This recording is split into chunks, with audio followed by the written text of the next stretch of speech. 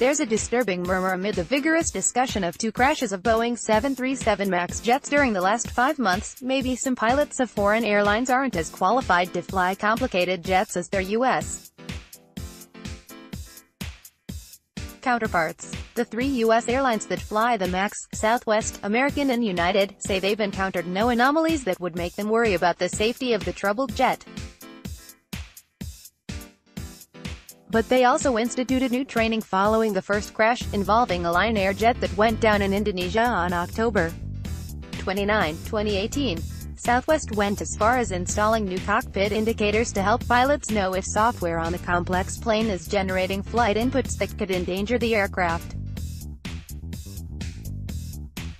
Investigators have not formally determined what caused either crash, but aviation authorities imposed a cascading series of flight bans throughout the week, with President Trump finally grounding the jet over U.S. skies on March 13. Boeing must now come up with a fix that satisfies safety regulators, which could take months. Since the jet is fairly new, it's not in widespread use yet. But Boeing has orders for nearly 5,000 MAX jets, making it the company's fastest-selling airplane ever. Investigators are focusing on a new feature of the 737 MAX meant to correct the plane's flight trajectory if the nose is pointing higher than it should be. The MAX includes a fuselage similar to prior 737 models, but has larger, more powerful engines mounted higher on the wing, and further forward. That changes the MAX's flight dynamics and can push the nose higher than it would on other 737s. To compensate for that, Boeing developed an automated system that can detect when an ascent is steep enough that it might cause a stall or loss of lift. In that scenario, the anti-stall system will maneuver control surfaces to push the nose of the plane down, towards more level flight. But if sensors generate errant data, the system could activate when it shouldn't, forcing the nose down when the plane is within safe flight parameters. In both the LionAir crash last October and the recent Ethiopian Airlines crash on March 10, pilots seem to have struggled to keep the nose up against forces pushing the nose down. Complicating the matter, Boeing didn't include information on this stall prevention system in original documentation for pilots flying the MAX, or in training sessions. In fact, one selling point for the MAX was its similarity to other 737s, and the need for relatively little pilot retraining. After the LionAir crash, U.S. pilots flying the jet were surprised to learn about the new automated anti-stall system, with some angry that Boeing wouldn't disclose such an important new feature. The airlines made adjustments and informed pilots of the new system. Boeing said it planned a software fix to alleviate any possible problems with the anti-stall system, but hasn't rolled it out yet. Since preliminary information on the LionAir crash raised questions about the anti-stall system, foreign pilots should have been aware of it as well. But it's not clear all foreign airlines would be as diligent about instituting changes as U.S. carriers. And foreign pilots might have been less aggressive about bugging Boeing for information. Questions about training in developing countries such as Indonesia and Ethiopia. Training requirements for pilots are often less stringent than they are in the United States and other advanced nations. The co-pilot in the Ethiopian Airlines crash, for instance, had just 200 hours of flying experience. How do you get into the right seat of an airliner with 200 hours? A pilot asked on one aviation forum. U.S. pilots need far more experience to fly commercial jets. The pilot in the Ethiopian Airlines crash had much more experience, as did both pilots in the LionAir crash. But that still leaves crucial questions about training discrepancies among airlines, and the training Boeing anticipates among pilots when it rolls out a complex jet like the MAX. Absent conclusive explanations for the two crashes, some aviators think training shortfalls could be a contributing or causal factor in one or both crashes. That's because pilots who are aware of the MAX's anti-stall system can easily disengage it if there's a problem. Pilots who don't know about the system, however, wouldn't necessarily know what to do if the jet seemed to be trying to crash itself.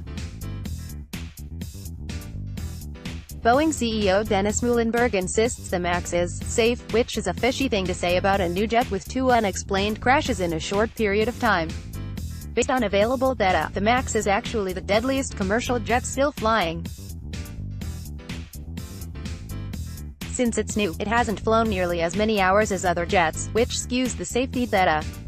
But it's also true that other jets have flown more hours and never had a fatal accident. Graphic by David Foster for Yahoo Finance. Without overtly saying so, Muilenburg is implying that pilot error, or other factors not involving the jet itself, are responsible for the 2 MAX crashes. Otherwise, how could he claim the jet is safe? If he's actually defining safe as having a couple fatal crashes per year, he's badly out of step with leading airlines and the flying public, which would never tolerate fatalities at that level. As the leader of the world's most prominent aircraft manufacturer, he must have something else in mind. After the Ethiopian Airlines crash, Boeing said in a statement it's developing software fixes designed to make an already safe aircraft even safer. That's an absurd statement implying safe might involve some crashes, while safer involves fewer crashes. There's also the lingering implication that maybe the crashes aren't Boeing's fault in the first place, but improvements will make it harder for clumsy, poorly trained pilots to crash the otherwise exemplary piece of machinery. There's a nerdy debate about how to define safe for an aircraft with limited flying hours, compared with other models. So perhaps we should instead consider whether the 737 MAX is viable when you factor in not just safety but political pressure faced by safety regulators, consumer preferences, and airline business models. In that broader context, the 737 MAX is not now a viable aircraft. Travelers don't want to fly on it, and Boeing must now win them back by taking tangible steps to prove the MAX won't fall out of the sky. Airlines love the MAX's fuel efficiency, but that's irrelevant if passengers are calling up en masse and begging to be switched to other jets. Safety regulators cannot get out to almighty Boeing when the flying public is scared and angry. Boeing faced safety issues when it rolled out the 787 Dreamliner a few years ago, and lithium-ion batteries used for an auxiliary power unit turned out to be combustible. The FAA grounded the jet for 3 months, until Boeing engineered a solution, which seems to have worked. The 787 returned to service and Boeing suffered only minor financial damage. Boeing obviously cannot undo 2 crashes that claimed 346 lives. But it ought to be able to solve whatever ails the 737 MAX, and reassure flyers that this time, really, the plane is safe. There will be costly lessons, and one of them should be that a commercial jet must be safe everywhere, not just where it's easiest to be safe. Confidential tip line, rickjamin@yahoo.com. Click here to get Rick's stories by email.